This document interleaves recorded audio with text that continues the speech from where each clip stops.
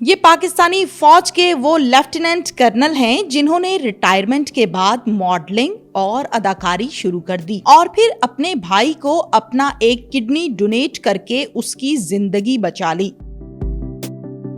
खुद को super fit रखने और एक किडनी के साथ भरपूर जिंदगी गुजारने वाले मशहूर मॉडल लेफ्टिनेंट कर्नल औरंगजेब की मोटिवेशनल कहानी आप भी जानिए। उर्दू पॉइंट की वीडियोस देखने के लिए हमारा चैनल सब्सक्राइब कीजिए और बेल के आइकन पर क्लिक कीजिए ताकि आप हमारी तमाम आने वाली वीडियोस से बाखबर रह सकें।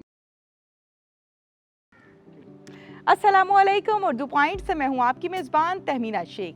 लेफ्टिनेंट रिटायर्ड कर्नल औरंगजेब के घर के बाहर मैं इस टाइम मौजूद हूं, जो कि आजकल मुल्क के मायनाज मॉडल्स में जिनका नाम आता है, मॉडलिंग के शोबे में अपना नाम बनाया। चलते हैं इनके पास और इनकी कहानी जानते हैं। अस्सलाम वालेकुम, कैसी हैं तहमीना आप? वालेकुम अस्सलाम, कैसे हैं आप? ठीक ठाक हैं? जी बिल्कुल, प्लीज़ आइए आइए Tahmina, welcome to our home. Thank you.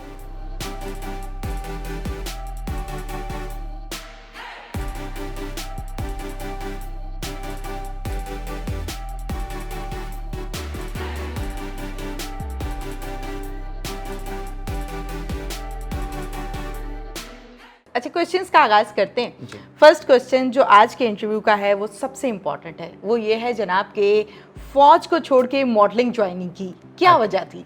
अच्छा, पहले तो मैं ये क्लियर कर दूं कि मैंने फ़ौज मॉडलिंग की वजह से कतई नहीं छोड़ी थी। ठीक है। मैंने अर्ली रिटायरमेंट ज़रूर ली थी, उसकी वजूहत कुछ अपनी पर्सनल थी और वो छोड़ा था 2012 में, जिसके बाद हम लोग इंग्लैंड चले गए थे। We stayed there about 4-5 years.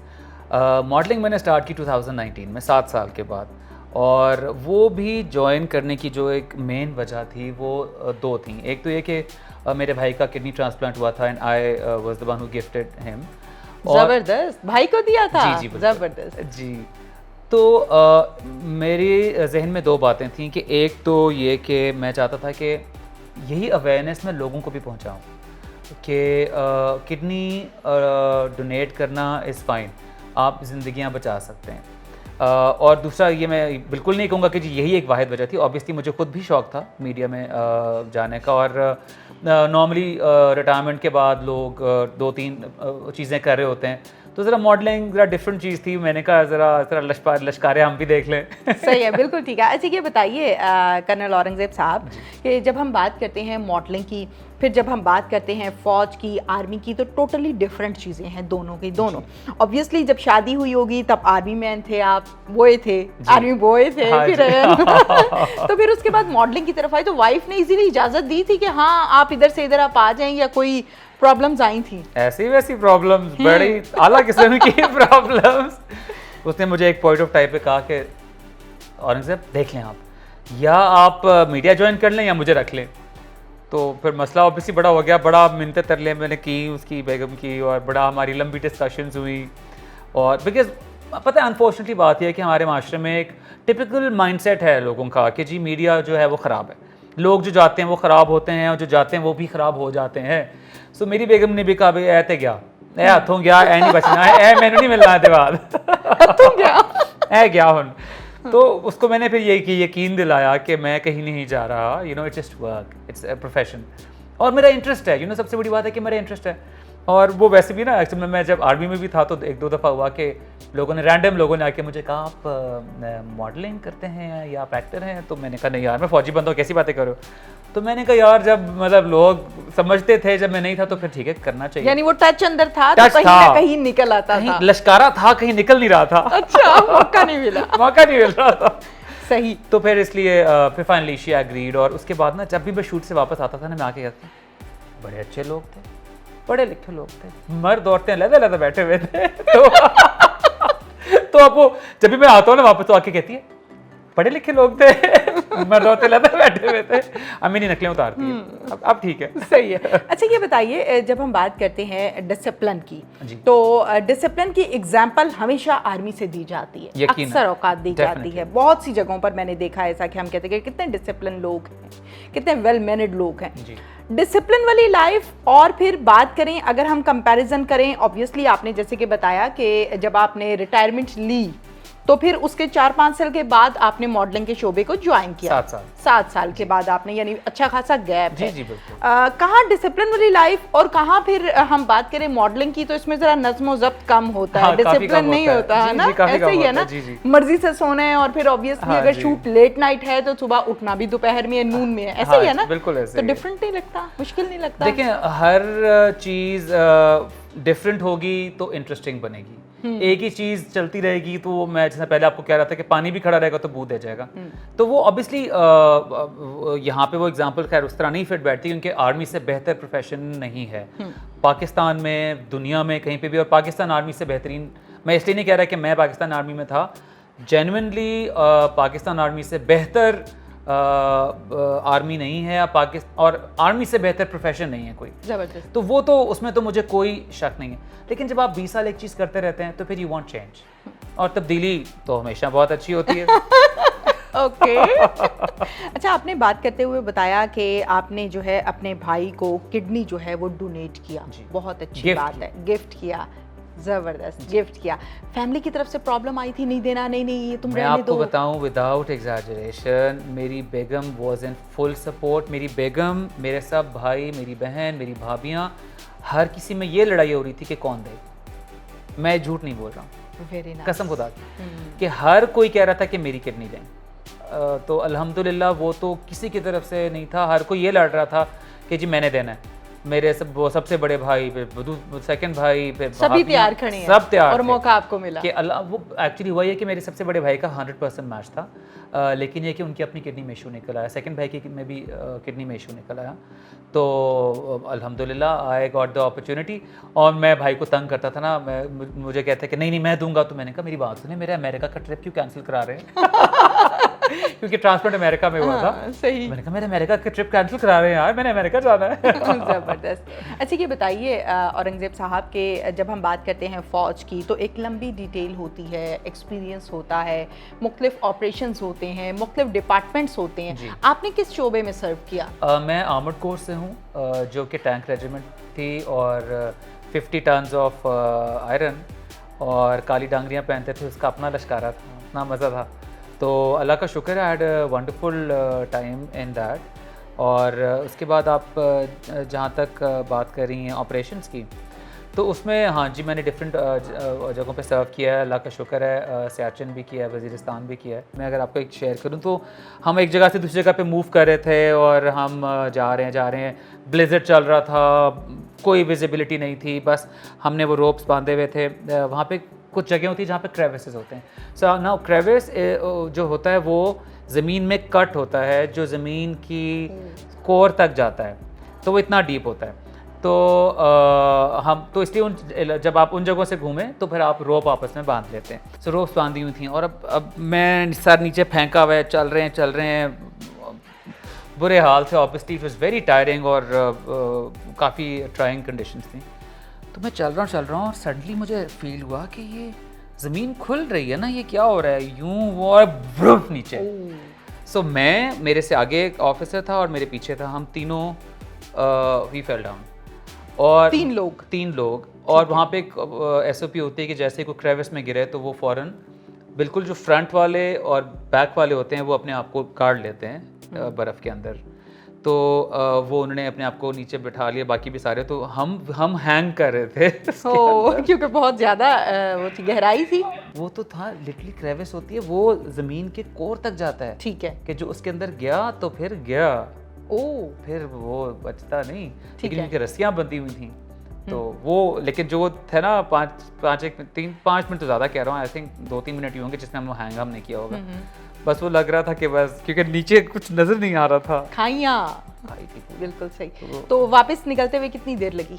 अब खींच लिया उन लोगों ने, बिकॉज वो आगे भी काफ़ी लोग थे, पीछे भी काफ़ी लोग थे, हम बीच में लटके हुए थे। तो उन्होंने खींच तो लिया हमें, लेकिन मुझे ये याद है कि मैं जब ऊपर मैं आया तो आई वॉज लाफिंग, और मुझे एहसास हुआ कि वो जब होता है ना रोलर कोस्टर में आप जब बैठते हैं तो एक पॉइंट आता है कि आपका डर ख़त्म हो जाता है, आपको हंसी शुरू हो जाती है। वो आ गया था, हम हंस रहे थे।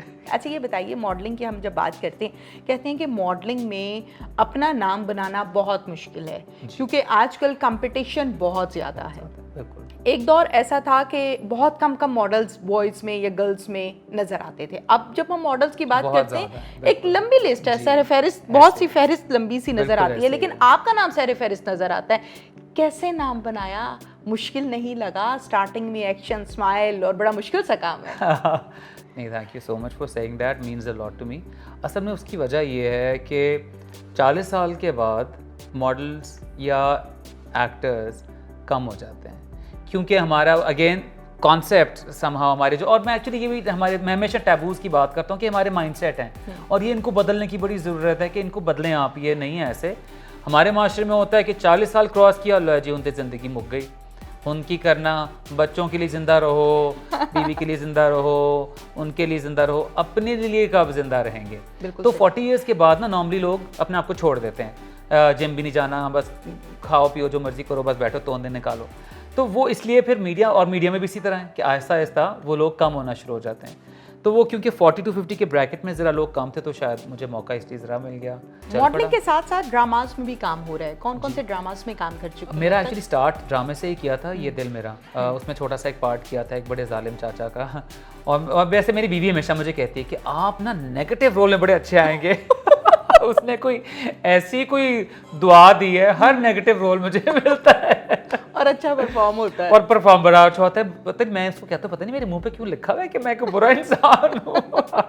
सही है। तो वो किया था। उसके बाद खैर मैं मॉडलिंग स्टार्ट कर दी, कमर्शियल्स वगैरह काफ़ी सारे किए, अल्लाह का शुक्र है। तो अब जो ड्रामास किए अभी रिसेंटली ख़त्म हुआ है, जो बिछड़ गए, खैर उसमें अच्छा रोल है।